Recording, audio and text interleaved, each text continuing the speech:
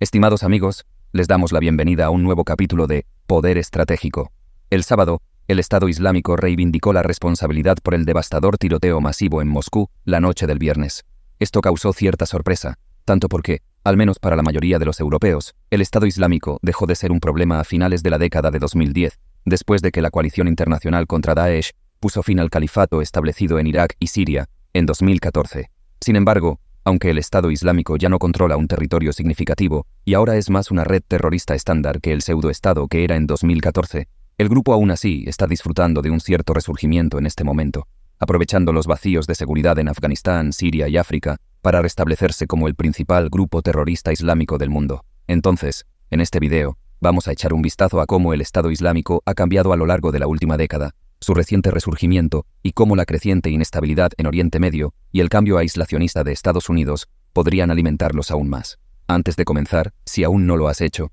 considera suscribirte y tocar la campana para mantenerte al día y ser notificado cuando lancemos nuevos videos. Entonces, comencemos con un rápido resumen. Después de originarse como una escisión de Al-Qaeda, el Estado Islámico se convirtió en una fuerza prominente a principios de la década de 2010, aprovechando la inestabilidad política tanto en Siria como en Irak, especialmente después de la retirada estadounidense en 2011. El Estado Islámico tuvo un inmenso éxito, y en su apogeo en 2014, era más un Estado que un grupo terrorista. Ellos controlaban una enorme cantidad de territorio, que el Estado Islámico llamaba califato, abarcando cerca de un tercio de Siria y cerca del 40% de Irak, o aproximadamente 250.000 kilómetros cuadrados. Este territorio cubría algunas ciudades relativamente grandes, incluyendo Raqqa y Mosul, y en su punto máximo, cerca de 10 millones de personas vivían en territorio bajo control del Estado Islámico. Dentro de ese territorio, el Estado Islámico tenía sus propias leyes inspiradas en una interpretación ultraconservadora de la Sharia, y ellos eran capaces de imponer esas leyes porque nadie más era lo suficientemente fuerte para enfrentarlos.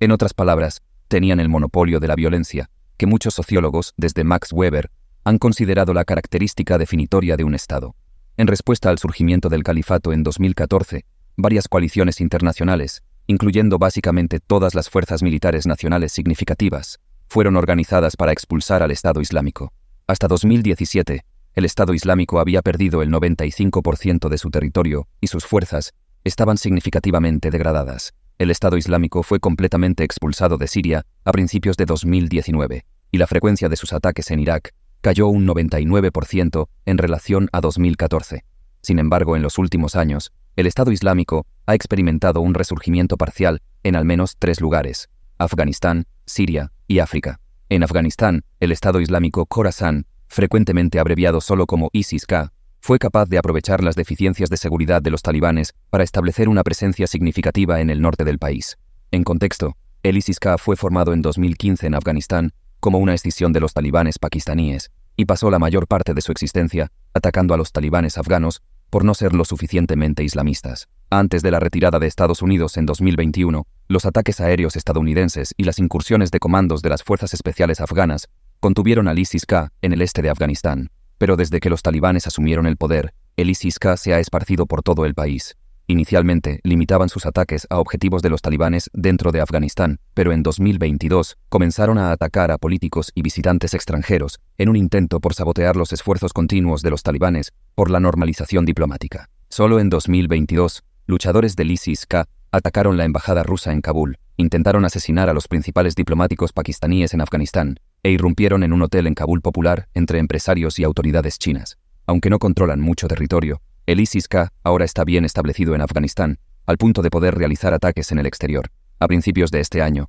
milicias del ISIS-K realizaron un brutal atentado suicida en Irán durante un homenaje al comandante de la Guardia Revolucionaria, Qasem Soleimani, y mataron al menos a 43 personas en un ataque a un mitin político en el norte de Pakistán en julio pasado. Solo un día antes del ataque del viernes cerca de Moscú, el ISIS-K realizó un atentado suicida en la ciudad afgana de Kandahar, matando al menos a 20 personas, incluidos varios miembros de los talibanes. Reveladoramente, los propios talibanes condenaron el ataque al Crocus Hall el domingo, diciendo en un comunicado: «Condenamos en los términos más fuertes los recientes ataques terroristas en Moscú y los consideramos una violación flagrante de todos los estándares humanos». El Estado Islámico también ha estado haciendo un retorno lento pero constante en el oeste de Siria, estableciendo control operacional desde el gobierno de Dara y realizando ataques regulares en la provincia de Homs, y particularmente alrededor de la antigua ciudad de Palmira, que fue tomada por el Estado Islámico en 2015. En enero, por ejemplo, alrededor de 25 soldados sirios fueron asesinados en 2 ataques separados del Estado Islámico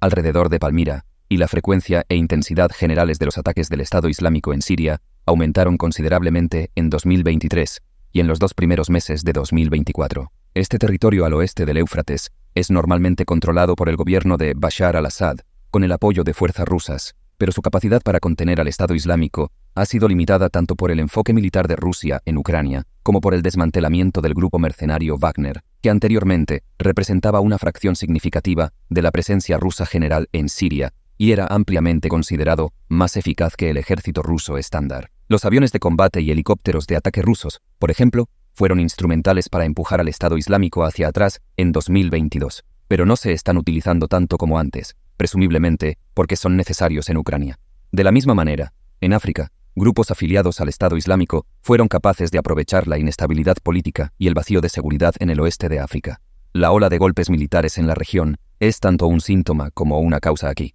En muchos casos, los militares asumieron el poder porque creían que los gobiernos no estaban lidiando adecuadamente con la amenaza islamista, pero hasta ahora, los nuevos regímenes militares no han tenido mucho más éxito, en parte porque muchos de ellos han abandonado a sus antiguos socios de seguridad occidentales, como Francia y Estados Unidos, por Rusia y el grupo Wagner. Desafortunadamente, por las razones mencionadas, Rusia y el grupo Wagner no han sido tan eficaces como se esperaba, y las operaciones del Estado Islámico en el oeste de África y en el Sahel se han expandido rápidamente en los últimos años. Lo que es particularmente notable sobre las operaciones del Estado Islámico en África es el hecho de que han sido acompañadas por ganancias territoriales similares a lo que vimos en 2014, específicamente en partes de Mali, Mozambique y Somalia. Esto es particularmente preocupante, porque el control territorial generalmente significa más reclutas, creando un peligroso ciclo de retroalimentación positiva. En general, aunque el Estado Islámico se ha alejado de ser un pseudo-estado, con un territorio contiguo y bien definido, para convertirse en una red terrorista más clásica,